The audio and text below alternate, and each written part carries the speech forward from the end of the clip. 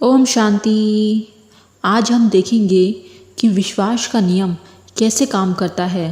France एंटन मैस्मर एक Australia का चिकित्सक जिसने फ्रांस में कार्य किया, उसे पता चला कि रोगी के शरीर पर चुंबक लगाकर वह चमत्कारिक रूप से रोगों को ठीक कर सकता था। उसने कई अन्य शीशे और धातुओं के टुकड़ों की मदद से रोग ठीक किए। उसने इन सब उपायों को बंद किया और दावा किया कि उसके उपचार जानवर की चुंबकीय शक्ति के कारण हुए थे। उसने तर्क दिया कि यह पदार्थ रोग ठीक करने वाले व्यक्ति से मरीज की ओर प्रक्षेपित थे। इसके बाद से उनका रोग दूर करने का तरीका हिप्नोटाइज द्वारा होने लगा, जिसे उन दिनों मंत्र मुक्त करना कहा जाता था। अन्य चिकित्सकों ने कहा कि उनके सब उपचार उनके सुझावों के कारण थे, इसके अलावा और कुछ नहीं। एक निश्चित सकारात्मक मानसिक प्रवृत्ति, एक आंतरिक प्रवृत्ति और सोचने की पद्धति जिसे विश्वास कहते हैं, वही रोगी को ठीक करती है। उपचार का कारण एक दृढ़ विश्वास है जो अवचेतन मन को उपचारिक शक्ति के उत्सर्जन के लिए एक शक्तिशाली सुझाव देता है। एक व्यक्ति किसी दूसरी शक्ति से निरोगी नहीं होता। यह सत्य है कि उसका कोई अपना सिद्धांत या तरीका हो सकता है। निरोगी होने की केवल एक ही प्रक्रिया है, वह है विश्वास। यहाँ केवल एक उपचारिक शक्ति है, वह है आपका अवचेतन मस्तिष्क। आप सिद्धांत और तरीका चुनिए और निश्चिंत रहिए कि यदि आपको विश्वास है तो आपको परिणाम मिलेगा।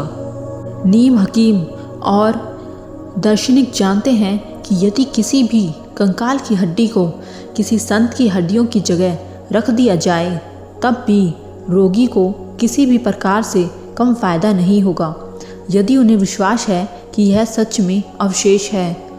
यदि आपको संत की हड्डियों पर उपचार करने का यकीन है और यदि आपको किसी विशेष जल के प्रभावी होने का विश्वास है, तो आपको परिणाम मिलेगा, क्योंकि आपके अवचेतन मस्तिष्क को एक शक्तिशाली सुझाव दिया गया है।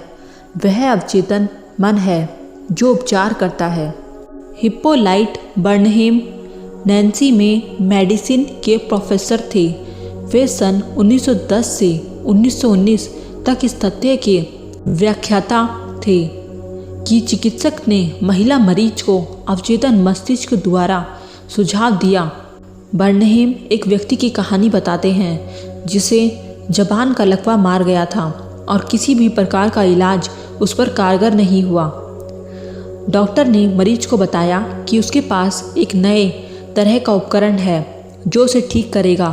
कुछ क्षणों बाद वह खुशी से चिल्लाई कि वह एक बार फिर से अपनी जबान हर ओर हिला सकती है। बर्नहेम बताते हैं कि हमारे इस मामले में एक ही प्रकार का तथ्य मिलेगा। एक जवान लड़की मेरे ऑफिस में आई। 4 महीने से उसकी बोलने की शक्ति पूरी तरह से ख़त्म हो गई थी। उसका निदान करने के पश्चात अपने छात्रों को बताया कि कभी कभी न बोलने की स्थिति बिजली के द्वारा त्वरित फल देती है। केवल सुझाव का प्रभाव भी काम कर सकता है। बर्नहेम ने एक उपकरण मंगाया। बर्नहेम अपना हाथ उसके गले पर फेरा और थोड़ा हिलाया और कहा, अब तुम जोर से बोल सकती हो। उसी क्षण बर्नहेम उससे अ, फिर ब और फिर मारिया कहलवाया। फिर बिना रुके स्पष्ट रूप से बोलने लगी। उसकी खोई हुई आवाज़ वापस आ चुकी थी।